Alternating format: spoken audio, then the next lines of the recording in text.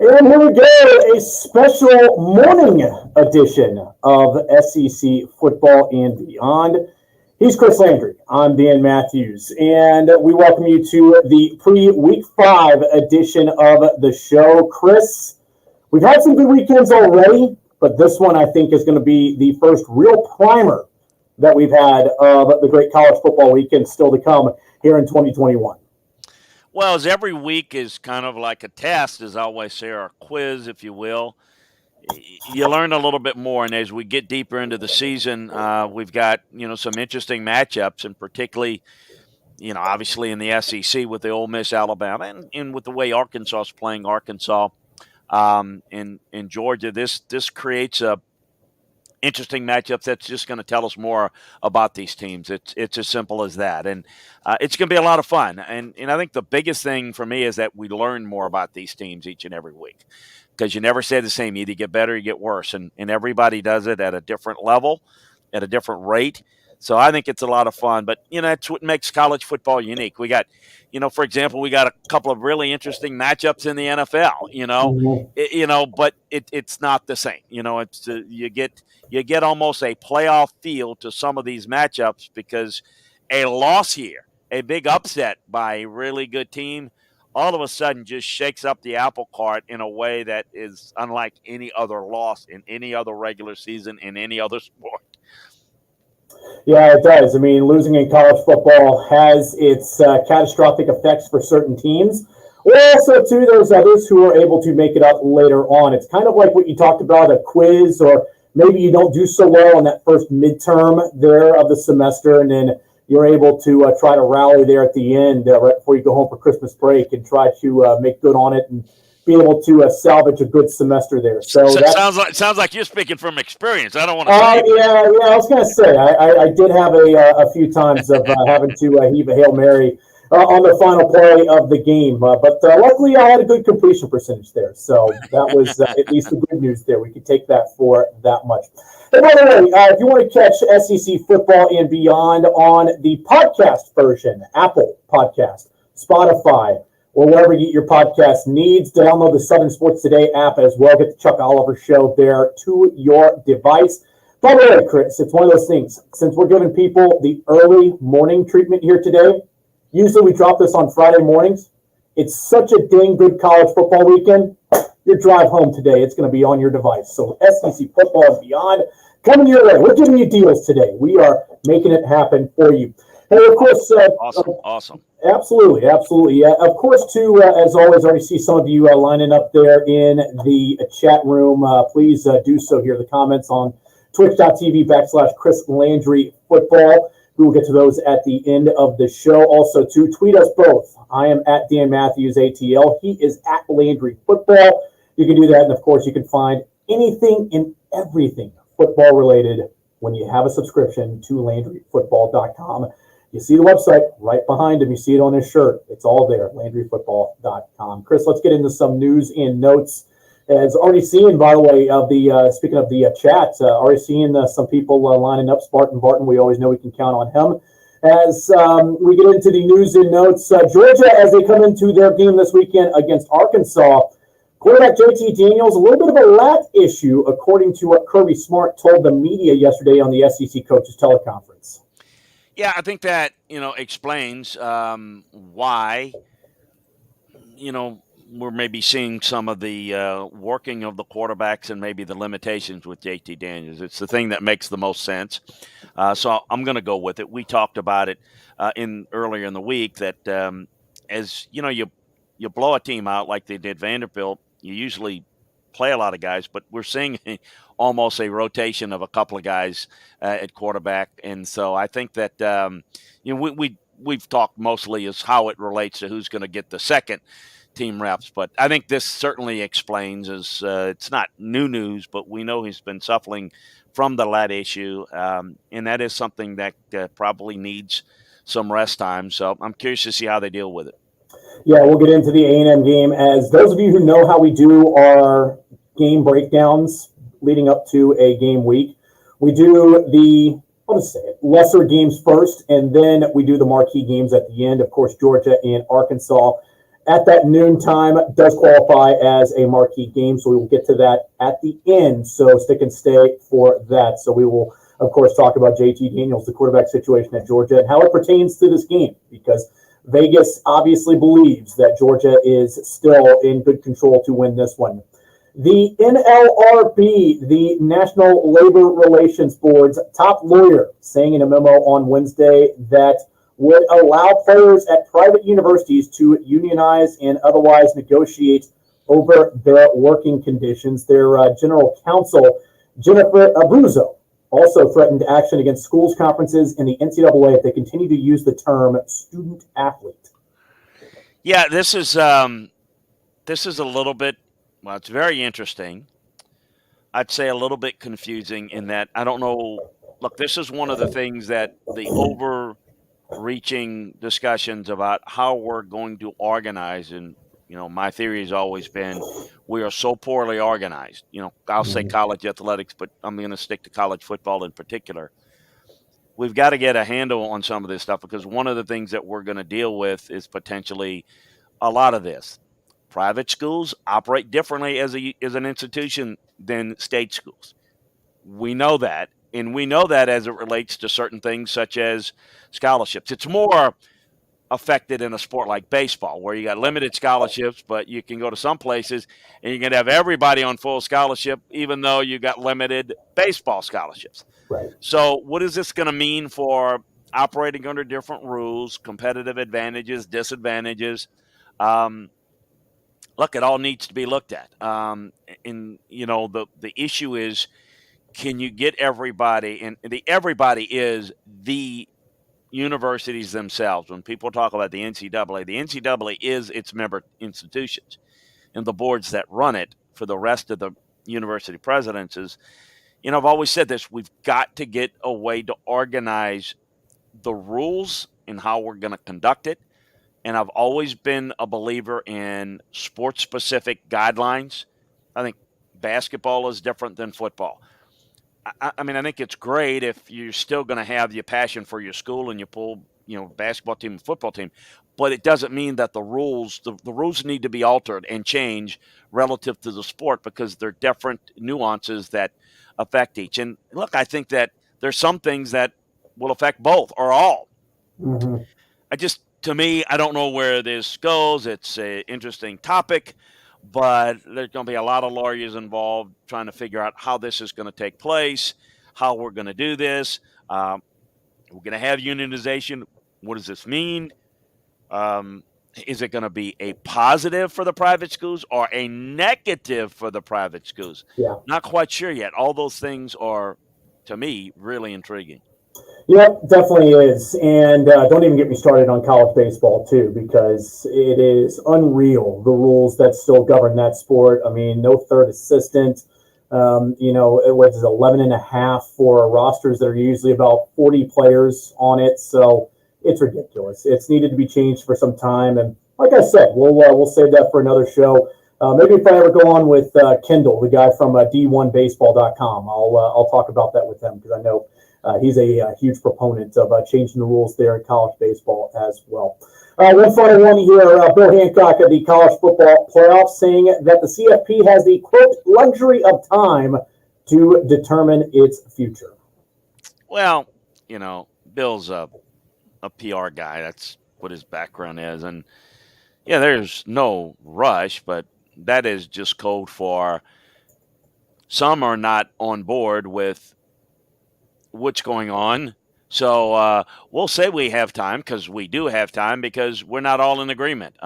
So the bottom line is, let's see where things go. I have always believed maybe taking this plan to market, where the TV networks and the streaming services can go through this with a fine-tooth comb and maybe create leverages to where you can get more money out of it, is probably what they want to do. We also have some commissioners that feel really jilted, angry,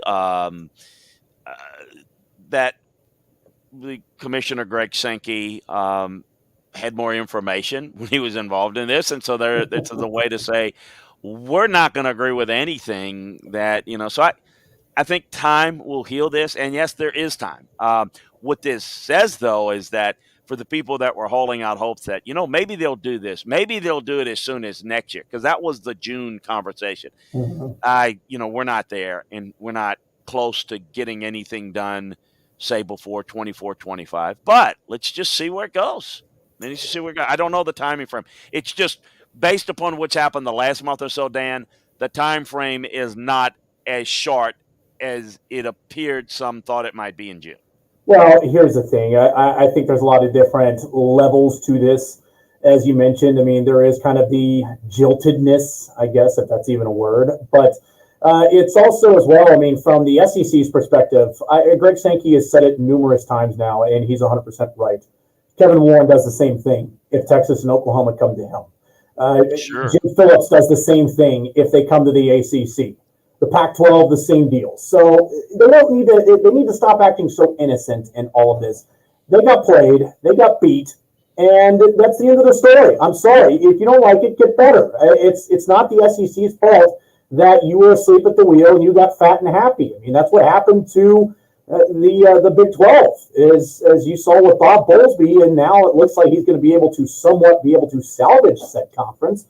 But that's what's all at play here. Is this is basically let's not allow the SEC in. And, the thing is, too, as well, is hopefully the committee is blind enough to be able to say at the end of the year, if we do have an undefeated Georgia and an undefeated Alabama, one of those teams has to lose in Atlanta. There's no doubt about that.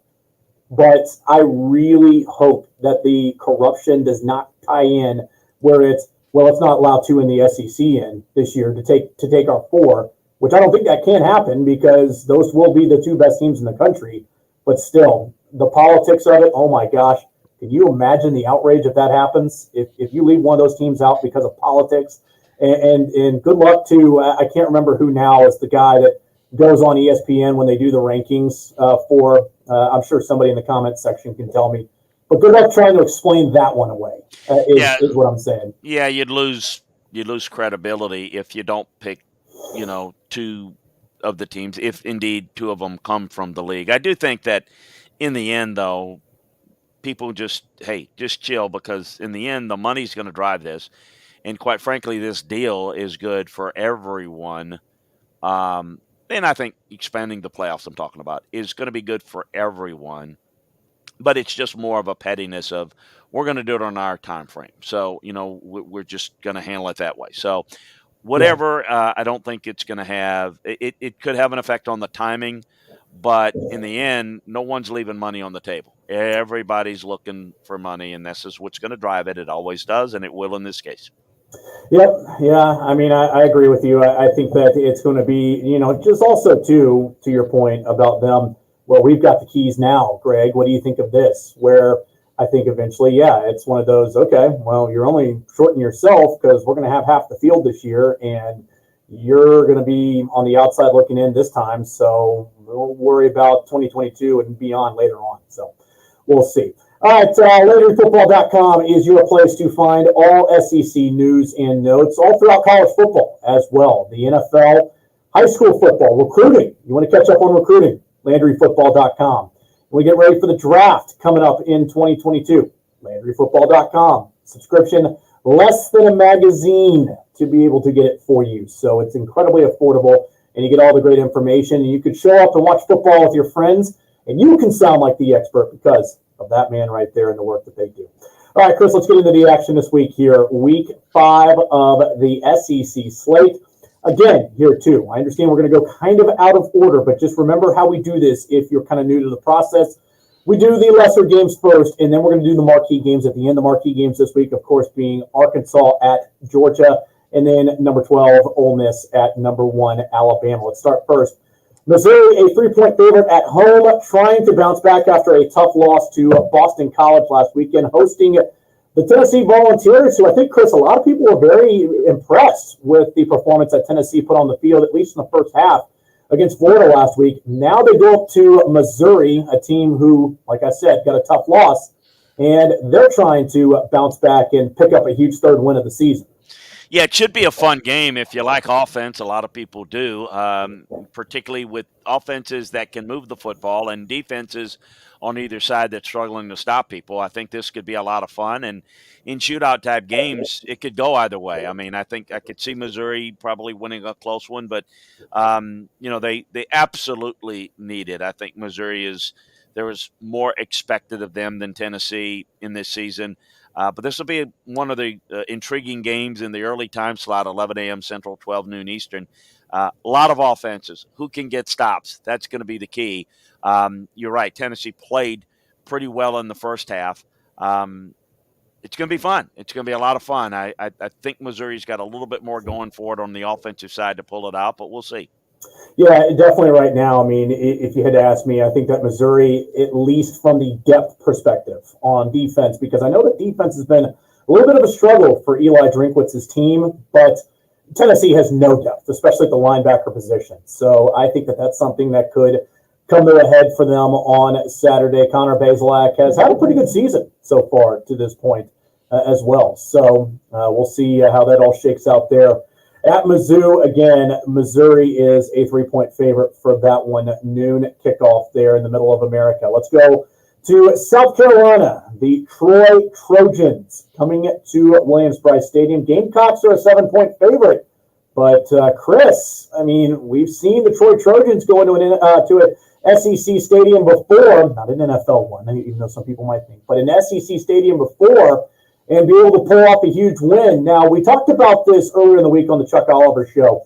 You know the number one team in the country is at sacks, picking up sacks on defense. Well, they are. My thoughts here is a couple of things. This Troy team doesn't look like the same type of team. I don't see a whole lot of wins for this South Carolina team. This should be one of them. I do think, their play last week was admirable. I thought they played pretty hard, pretty well for the most part. But I still think they're limited. I think defensively they've got a few guys that can play. They just don't have enough of them. I think South Carolina takes care of business here. You got to. I just think this game you got to win here. And there's a lot of, Shane Beamer is a really good young guy. I've got some real concerns about whether, long range, this is going to work out, but we're not long range. We're early on it. Get a win here if you're them. This is a team that has, I think, a bigger name. Troy's got a nice big name. Like you said, history of upsetting. It's not the same type of team that's really capable of upsetting you unless you really play poorly. So, take care of business. This is one of the few games that if South Carolina can dictate it, because if they play well, they win. They don't, we got a different story.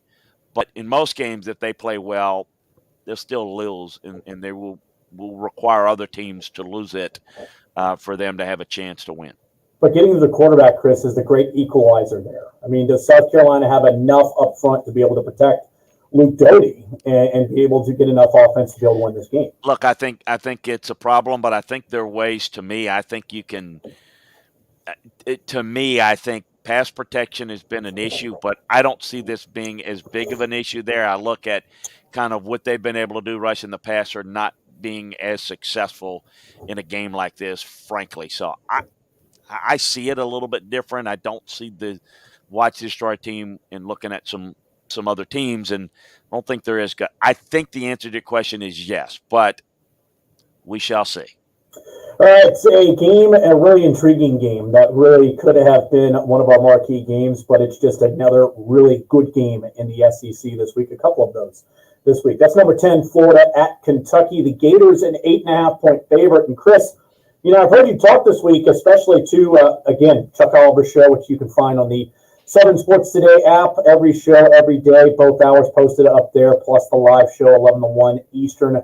And you talked about how Kentucky looked good early on in the season, but the last few weeks have just shown some major miscues at the small details, which normally Mark Stoops is very good at honing in on and being able to have for his team. Yeah, if you look at Kentucky, you look at them historically under Mark, they've been a really good fundamental team. Physical on defense, they still are. Offensively, they run the football well, limited in the passing game, but usually protect the football.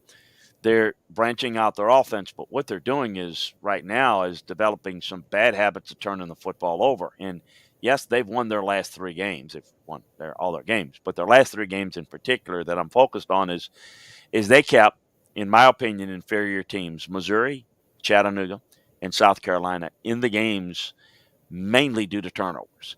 And that just can't happen this week. And, there's difference between turnovers. They're turnovers that are forced, then they're unforced errors, to use a tennis term. They're playing sloppy football. They're not protecting the football. Let me just tell you, Chris Rodriguez, one of the best running backs in this league, fumbled twice last week and didn't lose either one. So they're having a hard time with ball security on top of just the turnovers. So that's an issue. That is, look, it's not 1 week. It's 3 weeks now. So methinks it's a habit. Methinks it's a bad habit.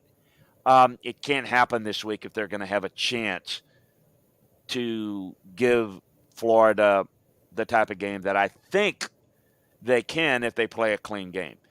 They can play an alternative style that can give Florida some difficulty because they're a really good line of scrimmage team. And look, this defense is really good. But right now, I'm not seeing it out of Kentucky. And I'm not a big, it's a light switch turned on. They got it all fixed. It's a progressive thing, and maybe it's a focus thing, but I just can't believe not being focused against Missouri or South Carolina was the issue there. I'm very curious to see this game and whether we can see Kentucky's best performance. Look, when you watch the highlights, you can see, boy, that Kentucky's doing things. They're throwing the football. Wan'Dale Robinson's big, making big plays. Will Levis is throwing the football to the other color jersey at an alarming rate. So you throw it to the wrong jersey, you're not going to win this game. You're not going to have a chance to win it. So I'm very curious to see how this plays out. Florida just is playing better. They certainly have more speed, the more playmaking ability. Emory Jones is really doing a good job. It's going to be a really tough challenge for Kentucky's defense, which, again, is still very good, still very sound in their gap control. This is going to really test it. So I'm very curious, but I'm hopeful this game is closer than I'm thinking it's going to be, because I thought, maybe looking at the season before it got started, that this game might be a really good matchup. I think less so now. We'll see. Jeffrey Parrott in the comment section brought up an interesting point about our 7 o'clock game that we're going to talk about right now. That is Mississippi State at number 16, Texas A&M. Aggies are a 7-point favorite, and Chris, just go off what he said. History tells me that Mike Leach usually beats a team that he shouldn't, and I think the Bulldogs get it done against a banged-up Texas A&M.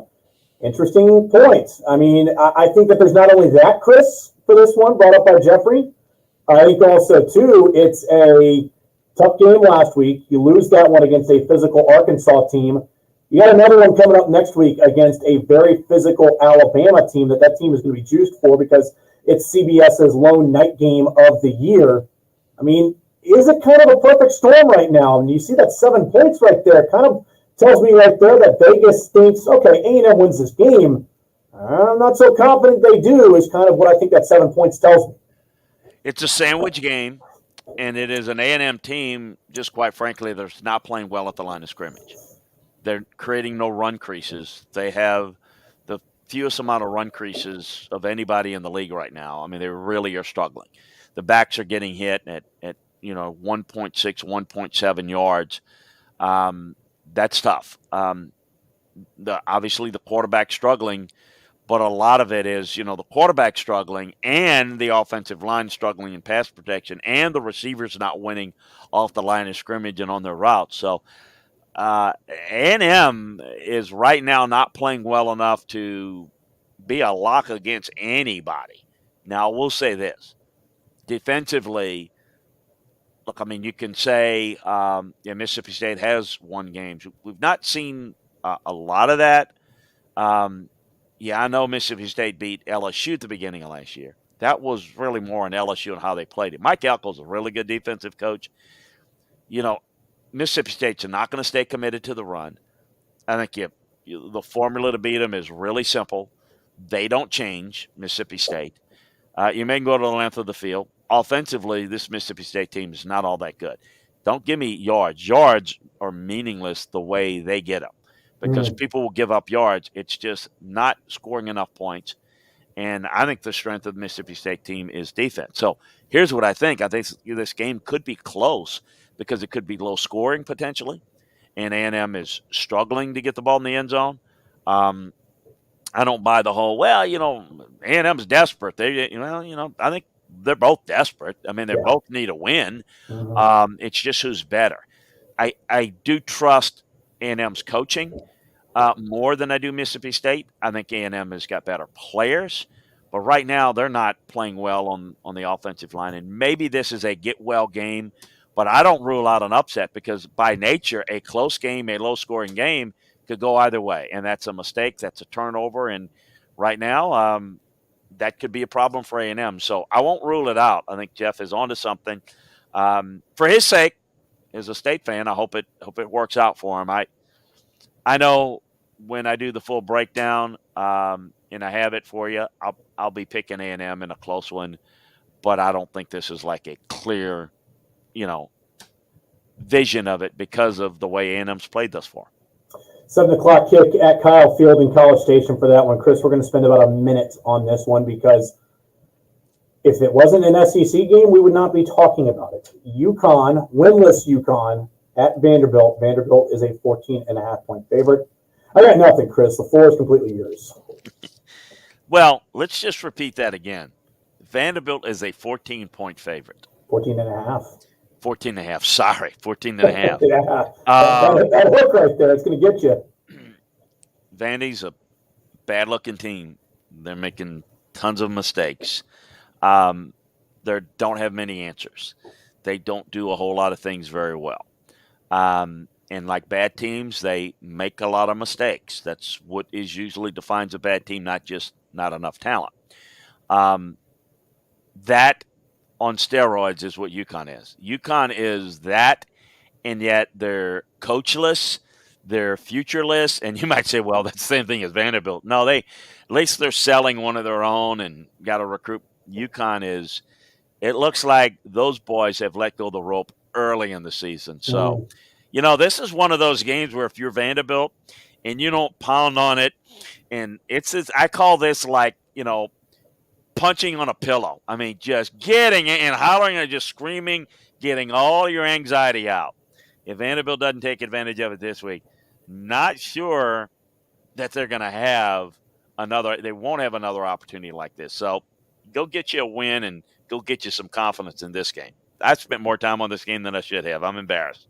All right, we'll move on. Fully embarrassed. Number 22, Auburn at LSU. Woo! A late one. So that means that the brown water going to be flowing out there. The gumbo, the jambalaya going to be going out in the parking lot. It's going to be a good time from Alex Box all the way over to the stadium, Chris. The entire campus is going to have plenty of time to get good and stretched out for this one because, like I said, 9 o'clock Eastern, 8 o'clock Central, number 22, Auburn going into Death Valley. This time it could be a guy who started a home game last year for LSU, getting his start against LSU and having the crowd noise coming at him, and TJ Finley. Chris, it's kind of sounding like little by little that it's going to be the TJ Finley show, and I almost kind of get a sense from the Auburn fan base. If it's not, then Brian Harson's going to be really in the crosshairs with the fan base in terms of, do we want this guy? Well, I think what's going to be interesting in this game is the quarterback situation. One, kind of how Auburn's able to bounce back, how LSU's able to bounce back. I think those things are. When I look at Finley, I was impressed with how he made plays with his legs. I was impressed with, he kind of rallied the team. I think those things were really positive. I don't know, and again, I get it. Fans think they know who. Again, you're not quarterback coaches. You're not coaches. You don't know what's being done in practice in the meetings. Let's see how this plays out. I don't think it matters who starts the game. Here's what I think. Here's what I'm confident in saying I know. they're going to play the guy that gives them the best chance to win. Now, who prepares the best, whether it's, everybody loves the backup guy. TJ Finley rallied him. So he's the answer. Right. Then and he throws 2 picks. Okay, well, I think that if Bo Nix starts, I think it's a short leash. I think he's going to have to play well. They're going to hold him accountable. I think what we've seen recently with Brian Harsin is him saying, we're going to play the best players. We're going to do what's best for this football team. That's including the receiver coach that wasn't getting it done, that he accepted because he was one of the Auburn guys and he was kind of talked into it. It ain't good enough. Okay, we're not getting coached well enough there, and we've got to improve that. Bo Nix is a legacy quarterback. Your attitude, your preparation has to be good, and your play has to be good, or else we're going in another direction. And so I think he's getting both of those quarterbacks engaged, and I don't think it's you better start Finley. He's going to lose the fan. You know this, Dan. It'll lose the fan base and win the fan base on one play. The same folks that boo you and say, you should start Finley, throws 3 interceptions. Why'd you go away from Nix? You can't pay attention to them. You've got to do what you know. And I think, though, that we're only going to see one of those quarterbacks if the one starts and plays really well. I don't know. It might be Finley. It might be Bo starting and then Finley coming in. It's going to depend on the play. LSU's rushing the passer right now, so it makes some sense that they have some mobility and move the pocket. That makes some sense for Finley, but we'll see how well he can handle it. Much different coming into a game than starting it and having the full, grasp of the game plan. I think the thing that's interesting, though, is that's going to be the focus is LSU still not running the football well. Are they going to be able to run the football well enough here? Are they going to be able to make enough plays in the passing game to overcome that? I think those things are really intriguing. I still say these 2 teams, along with Mississippi State, are in the race for who the bottom 3 teams are in the West, at least how they look right now on film. So let's see. This Mississippi State certainly is the front runner for that, but they still got Auburn, and Auburn and LSU got each other this week. So I am having a hard time jumping on the table for either one of these teams because somebody's going to lose this game, maybe more than somebody's going to win it. It's kind of how I feel. Yeah, and the other thing is, too, is shout out Peter Burns, SEC Network, for throwing this out there, is LSU's schedule gets remarkably harder after this game. You think? If you go into that schedule 4-1 as opposed to 3-2, then I think you feel a little bit better about it. And that's the thing, too, is that LSU definitely needs this one much more than Dan, let's stop there. Let's enumerate that because it's easy this week. It's easy next week with Auburn and Kentucky, and I say that tongue-in-cheek.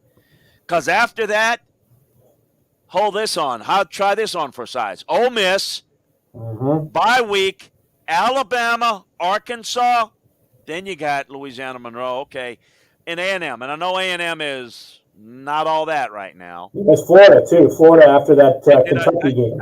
I thought I mentioned Florida. I'm sorry. Right, right. Sandwiched in between Kentucky and Ole Miss. I did. Okay. So, yeah, the weekend got Florida, Ole Miss, Alabama, Arkansas, A&M. Okay, find me 2 wins out of that and hit me up when you do. Yeah, it's at the very least toss-ups in most of those games, probably except for Alabama, and then obviously one of them being Louisiana Monroe.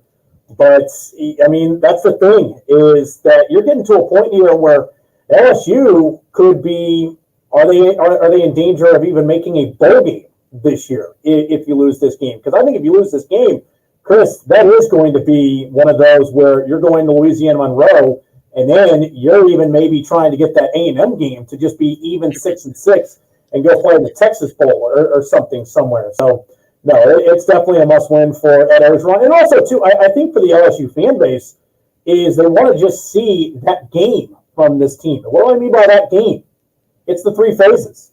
Running the football, being solid on offense, because the passing game has been there. I'd like to see a little bit more consistency in the play calling, but I think that's just a young play caller. Defensively, we've seen a much improved effort this season. I still, though, see linebackers with their eyes in the backfield, Chris. I saw that last week against Mississippi State. Later in the game, it's what got them when they were doing that soft zone coverage. For the most part, it worked out. And I think that it's something that they probably are going to play with as the season goes along. But still, even though Damone Clark was SEC Defensive Player of the Week, I still saw at times where linebackers had their eyes in the wrong place. You can't have that against those teams later on. It needs to start this weekend. So LSU really needs this one huge. And I think if they get this one and they do play it in a pretty convincing fashion, Chris, then I think that they can probably look at each other and say, hey, we got the talent in this room. We can beat Florida. We can go to Ole Miss, and we can ruin their perfect season the way that things are going right now. We can beat Arkansas. We can beat these teams. So it's a real pivot game. I know earlier on in the season against UCLA, we said that could have dire consequences. I'll go ahead and double down on this one. They lose this one. It's if you thought that the Fire Ed Ogeron train was pulling out of the station, the caboose is going to be passing the station house by the time that you're able to say that. So it's going to be a huge one for LSU. There's no doubt about that. 9 o'clock kick for that one on Saturday night. All right, the marquee games segment of the show that we get to here. We've got two huge ones this weekend. One at noon, one at 3:30. As the noon one, we will do second because it's the larger game. So the 3:30 CBS game. Number 12, Ole Miss at number 1, Alabama. Bama, a 14.5-point favorite for this one. Chris, I got to say, despite Michael Wilbon's best efforts to try to throw gas on the flames here with Lane Kiffin, he has really said all the right things leading up to this game and really showing you a lot of growth in terms of, the goofiness that he did in the past. I think he still does some of it on Twitter, but not as much as he did. And I think that it's also, too, it's confidence in his team. The only question I have with Ole Miss for this one, do they have enough defense? It's one thing to play good defense against Louisville. It's one thing to play good defense against Tulane. It's another thing to play good defense against this Alabama offense. Yeah, it's going to be quite the challenge. It's going to be quite the challenge for both the defenses because both of these offenses are really good. And I think that Ole Miss's offense is even more explosive, particularly with their tempo. But Alabama's defense is also better from a talent standpoint. And I do see some things on film that are indicators that Ole Miss is playing better defense from a leverage standpoint, playing better at defensive tackle. But you're right, they haven't been challenged to this degree. So while the technique assignment a little better, that's relative to last year. I can't tell you how bad Ole Miss's defense was last year. I mean, just abysmal, just awful. So to say they're better is not giving it a compliment. It is, are they good? I'm not ready to jump on there yet. Better, yeah. Well, I mean, I thought they were, better without any hesitation because hard to get much worse, although it always can get worse, always can get better. I know. Clark Griswold told us that. They did. Well, he did. I'll take it from there. Is he the vacation guy? Is that worse? How the hell could this get any worse? Look around us. We're in the depths of hell. What's his name? Chevy Chase? Is that it? Chevy Chase, yeah. Clark Griswold. Yeah, I'm up. No. We're all in this together. Look at me, I know that. Yay for me. Bully for me, as Chuck would say. I look at this Ole Miss defense, and what I'm curious to see is how Alabama plays this offensively. And I'm going to have a special detailed breakdown on Landry football that I'm going to go into the details of kind of what I think and some of the options and thoughts. But, as Alabama play this in a lightning, fast-paced game like they did last year, where they're matching points for points and, play that and try to win that fast-paced game? Or do they play it a little bit more at the line of scrimmage to where they maybe play more 12 personnel? They control the game a little bit more and reduce the possessions. Look, I know this, that Lane Kiffin, Jeff Lebby, Lane Kiffin, the design, the motions, the creativity, the cross motions pre-snap, all that's a lot. That's really Lane Kiffin, that's his touch on it. The tempo is something that Lane kind of learned and was really brought by Jeff Lebby from the Art Briles school of thinking. The goal for Jeff Lebby is he wants to get 90 offensive snaps a game. That's what they want. Just by comparison, Florida had 72 snaps against Alabama. That's with long drives, not nearly the tempo that Ole Miss has. So it's not just the offensive snaps. That's big because if you got that many snaps, that means you're putting your defense, Alabama, on the field for that many snaps. But how quick are the snaps from snap to snap? And how quick are the snaps from series to series? And the tempo is the biggest thing that gives Alabama trouble, and the way Ole Miss does. It's not just the tempo, but what they do with the tempo and how effective they are. So I think this is going to be fascinating, how Alabama plays it offensively, because how they play offensively is going to affect how Alabama is going to be able to play it defensively. So I think it's fascinating from a strategic standpoint. I am just giddy with excitement on trying to get into the minutia, how it's going to be played. So how the sausage is made is what I'm all about on a game like this, on all games, but particularly on a game like this. Because if the snap total comes anywhere close to what they like it, this is going to be difficult for Alabama. And it's going to be, I say, can this Alabama offense, this year's version, be as good as last year's? Or can it be as, more importantly, because that doesn't really matter. What really matters is, can this offense match Ole Miss's offensive output? Is that how this game's going to be played? Is that the best way for Bama to play it? I know that's the best way for Ole Miss to play it. I think that's Ole Miss's best chance. Ole Miss will take their chances winning it in an offensive shootout because that's their best chance. I don't think Ole Miss wants to try to win it with their defense, even though their defense could be improved, may be improved, likely is improved, but how good is it? I think it's fascinating. I think it's really interesting. I can't wait to watch it. I still would favor Alabama on a few levels, but I do see a scenario, and I will point out what is it going to take for Ole Miss, what it's going to take for Alabama.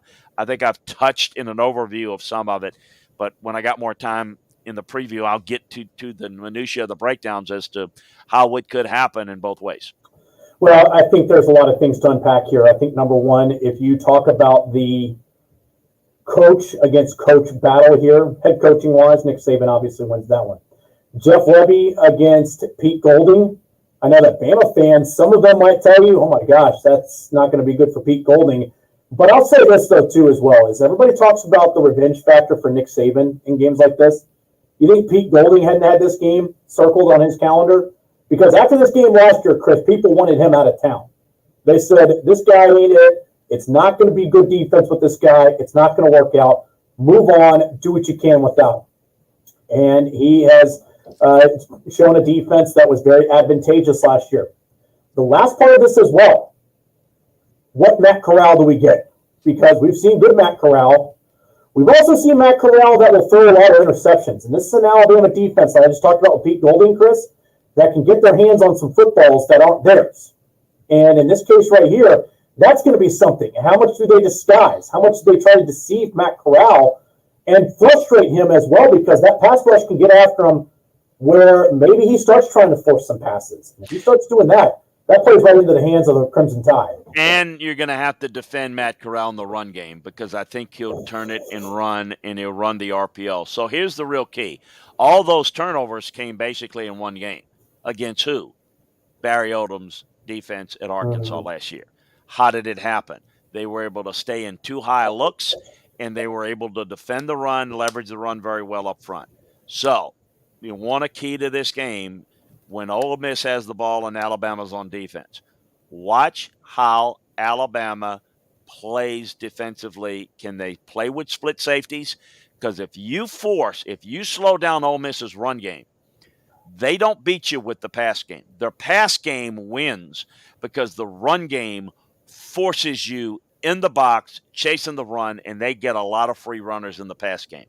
So the whole key is, can Alabama defend the run with 7 and play their split safety look? And 2, if you're going to play this Ole Miss offense, you can't get caught up on the cross motions, the jet sweep motions. You can't chase the football. You got to play your gap, play your responsibility. If you chase the football, you're chasing goals. You can't do that. That's what they want you to do.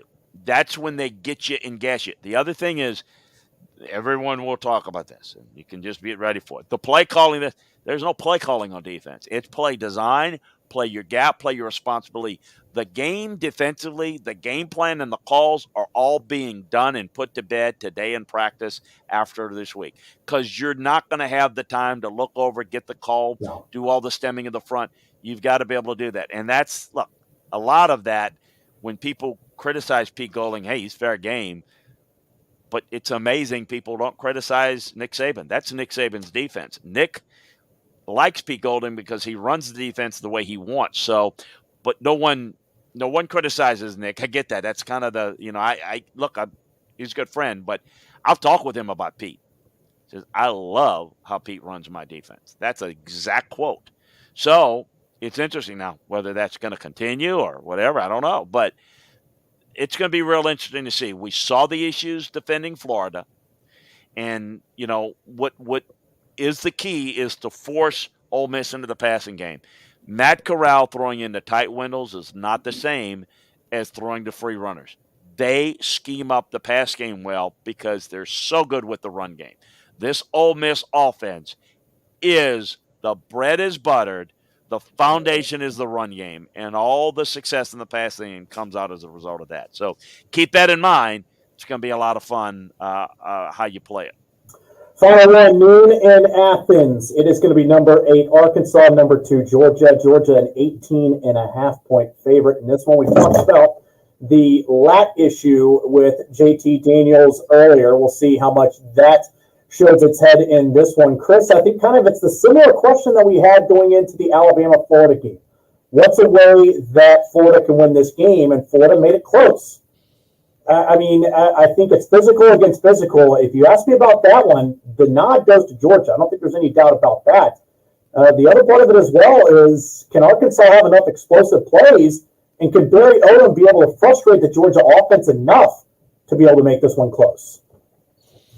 I think this is going to bring some unique challenges to Georgia that they've not seen thus far. I do think that Arkansas is playing with some house money. They're playing with a lot of confidence.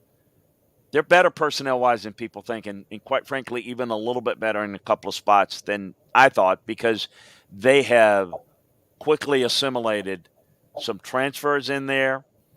They have got some experienced guys. Safeties are good. Got 3 good edge rushers. They really do a good job overall defensively. Offensively, we know they can run it. Quarterback's health and the quarterback in the run game is going to be pivotal for them to have any success in this game, consistent success. Right. But Georgia's going to face the most physical team, even more than Clemson, more physical team on both sides of the line of scrimmage, a team that's playing with a lot of confidence by far. So it's going to be a good challenge for Georgia. But Georgia is the better team. Georgia's not A&M. Georgia's playing better up front.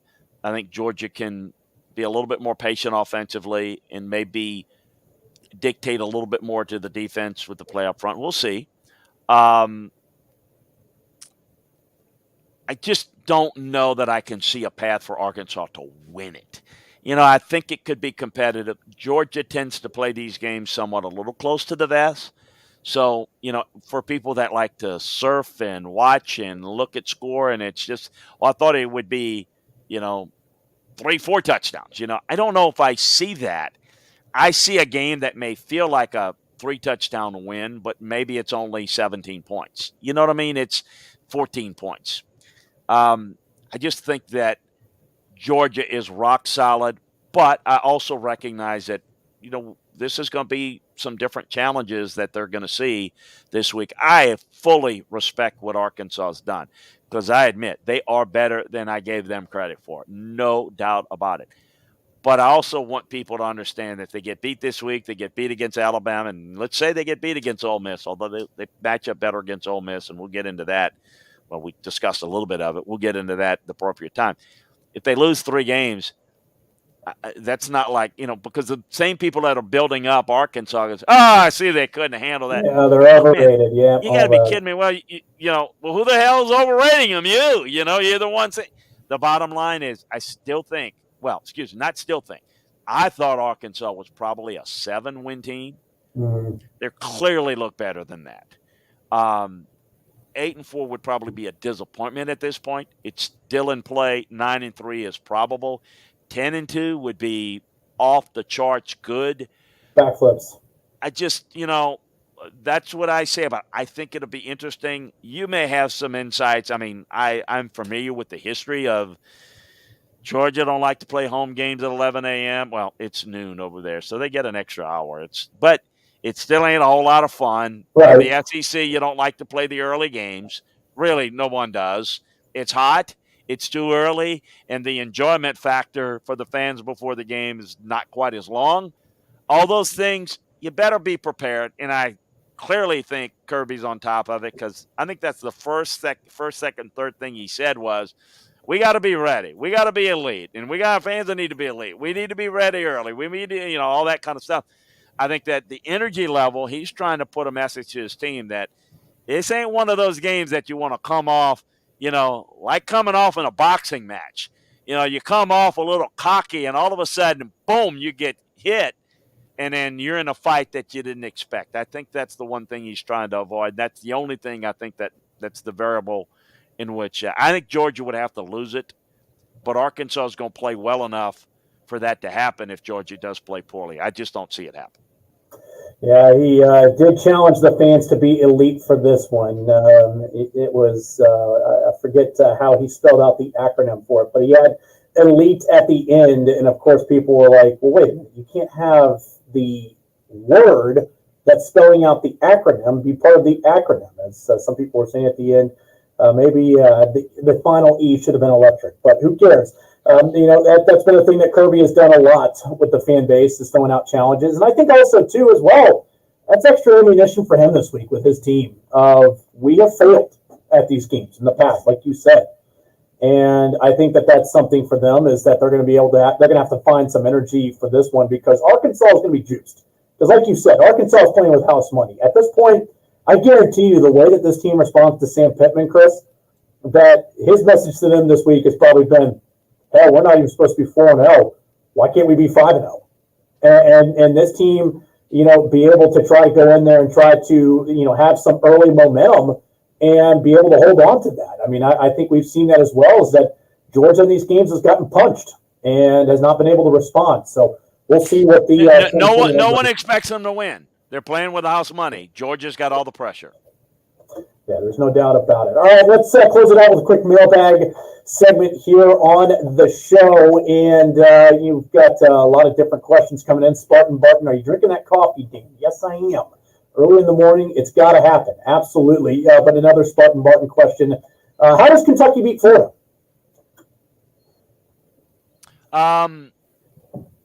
Protect the football. Got to win it at the line of scrimmage. Keep Florida's offenses off the field as much as possible, and really get some big plays in the passing game to get Florida misaligned. I think it's going to have to take a really clean game. They're going to have to get off to a very good start and kind of make Florida play from behind. And I think that's the best formula. I don't see it happening. I think Florida wins it, but we'll see. Another Spartan Barton question is Kirby creating another Fields Fromm scenario by not playing Beck or Vandegrift? No. Look, I don't know what's happened. I mean, look, I don't think I get the comparison. Look, I think he's trying to get his guys ready to go. I think he's trying to make sure that he secures every game this year.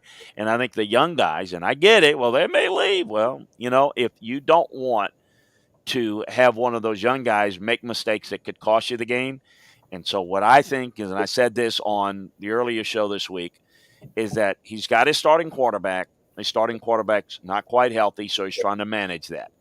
His backup quarterback is the guy that is a good decision maker that's going to protect the football, and he wants that to navigate through the season. And I think he just doesn't feel comfortable in the young guys being the right decision makers. Now, what does that mean for the younger guys, and what do they want to do? I'm just not. I think time is going to have to play that out, but those guys are going to have to earn the reps and earn the confidence. It's hard for me to say because I'm not coaching them, and I don't know what they're doing in practice. And that's the thing that you got to understand out there as fans. You don't know what's going on, and you've got to. It's fair game to have an opinion, but remember, having an opinion and knowing what's going on, they're two different things. All right, a couple of final ones here. Tony wants to know, is it possible that Arkansas's O-line can match up with Georgia's defensive line? Go ahead. It'll give Georgia's defensive line the toughest match that they've had thus far this year. It's the best offensive line that Georgia will face all year long. Still think Georgia's defensive line is elite. I think, though, what's the key is the pace of what they try to run and the fact that you've got to defend the quarterback in the run game, assuming KJ Jefferson can run it and be real healthy for the entire game. That's the biggest issue, is the fact that you've got an extra gap to defend in the run game if the quarterback's healthy. So that's the real key, and that's the real challenge for Georgia's defensive front. Excuse me, getting choked up, especially with this final one. Jeffrey Parrott here. Chris, can you tell me your thoughts on the Jeff Duncan article about Gail Benson's secession plan and the future of the Saints in New Orleans as we go beyond here? Yeah, Gail Benson is. I got a text from our good friend Chuck Oliver this morning on this very subject, and I answered it. And Gail Benson is a devout Catholic. In fact, that's how she met Tom Benson. Tom would go to church every day, and she worked in some capacity for the Catholic Church there.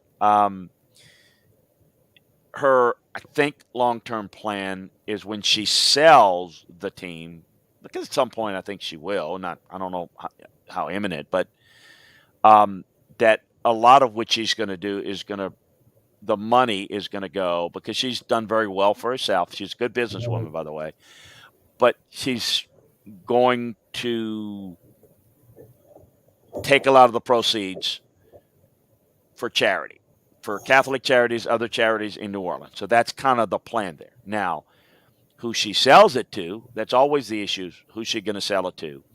And what is their plans? Well, we don't know where that's going to be. For FYI, the league has anywhere, and I haven't checked and all that but recently, but there's usually about 24 to 30 people that are interested in buying an NFL team should one come available. You have to be screened to be an owner. You have to be selected to be an owner.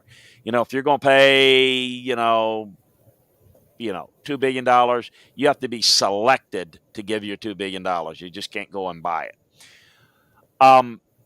In terms of the future in New Orleans, well, here's what we know. It's always going to be used for leverage. So there are going to be threats about it. Could go here, could go there. More recently, it's been Buffalo, and their threat to go here, to go there, because they want to get the best deal possible. Certainly, an upgrade to the Dome or something else will always be used as the threat where we could go somewhere else. In the end, my thought, certainly Gail would want the team to stay in New Orleans. She's a New Orleanian to the core and to the heart. The league would want the team to be in New Orleans because of the importance of having the Super Bowl there on a regular basis, but it does not mean that they won't use it as leverage to get, I don't know what more I'm not a construction guy or understanding, but the things you can do better within the Superdome or do something else or whatever, they're certainly going to use that leverage and to try to get funding to do that, and we all know how that stuff works. But that's my thoughts on it. I don't have any intimate details about it's going to happen at this point or this time frame. That's my thoughts on it. Well, it's also, too, a couple of things because, with my ties to southern Louisiana as well, is that, number one, the location is something that they absolutely love. It's proximity to the French Quarter, just being right there in downtown. And also, too, look, the skyline of New Orleans, the Superdome is very synonymous with the skyline of New Orleans. And I know that that's not the first thing that people think about, but still, it's something that's it's an important staple to the city. I know they've got the field suites. I know that they're doing other renovations. Chris, the last time I went there are some serious renovations needed to that stadium. It's old.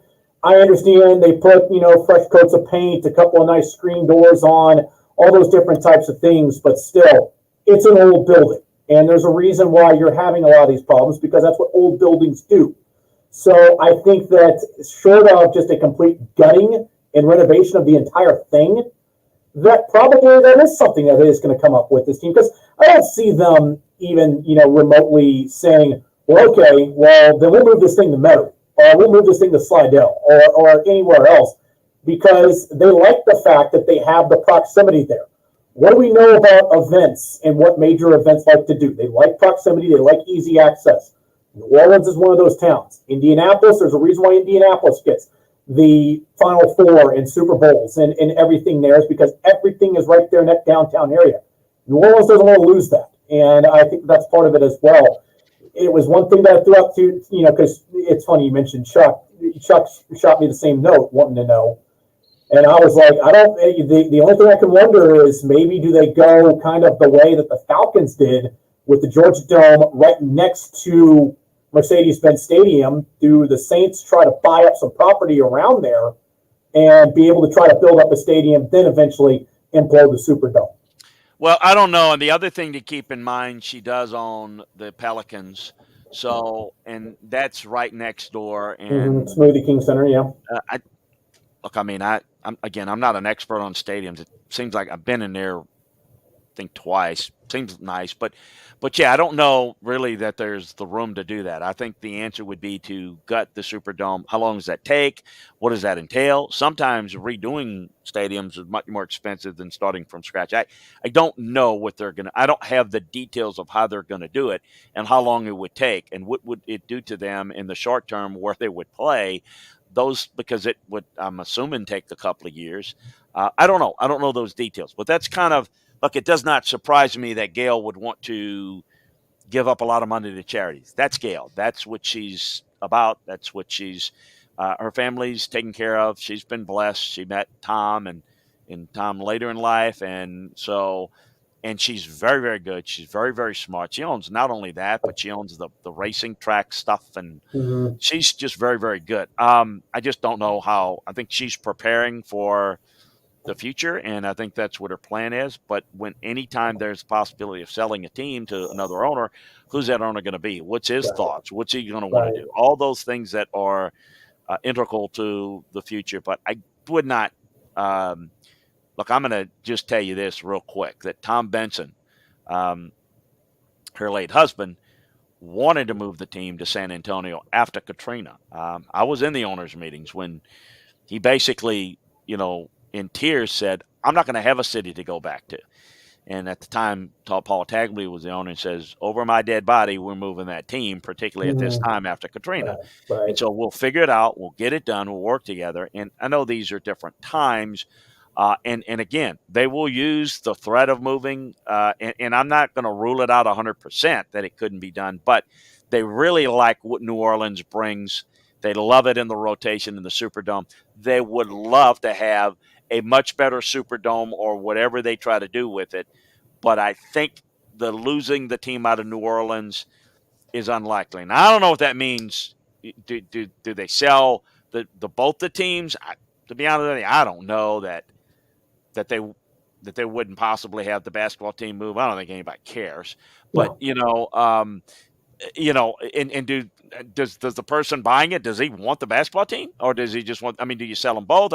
Those are things I don't know. And quite frankly, on the basketball side, hadn't really even begun to think about it.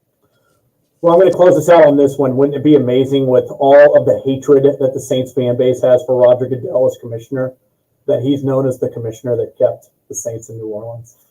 Wouldn't that be fun? Yeah, I don't know. Maybe he might say, bleep you guys, I'm moving it to wherever.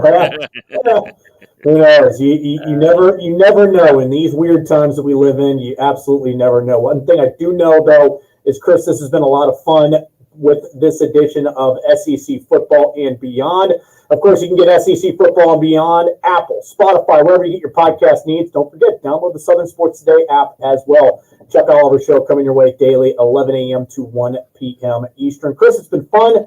Let's do this again early next week. And everybody, enjoy an amazing weekend of college football we have in front of us. It's going to be a lot of fun. I'm Dan Matthews. He's Chris Landry. Thank you for listening to SEC Football and Beyond.